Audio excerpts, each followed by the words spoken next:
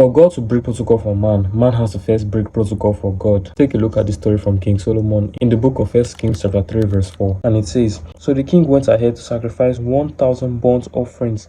That night the Lord appeared to Solomon in a dream. And God said, 'What do you want? Ask and I will give it to you.'" People mostly read this story as Solomon wanted wisdom from God, so he made 1,000 burnt offering sacrifice. But I see it this way. Solomon was only sacrificing as a commitment of worship to God. Then God paid him a visit in his dream. I know this because throughout scriptures, anytime somebody is sacrificing to God, there are clear reasons why they are making those sacrifices. It could be for atonement of sins, it could be for dedication of a child, or maybe even something. So there are always clear indications of why people are sacrificing to God. But you see, King Solomon went to make sacrifices without stating any reason prior. He simply did it because God was worthy of such sacrifices and worship. Because after they were done sacrificing, Solomon didn't still mention any reason why he sacrificed. He literally went back to sleep when they were all done sacrificing. That was when God now paid him a visit in his dream to ask Solomon if he wants anything. And you see, when you are put on the spot to answer a spontaneous question, whatever your answer may be reflects what's already in your heart. And the God that sees all hearts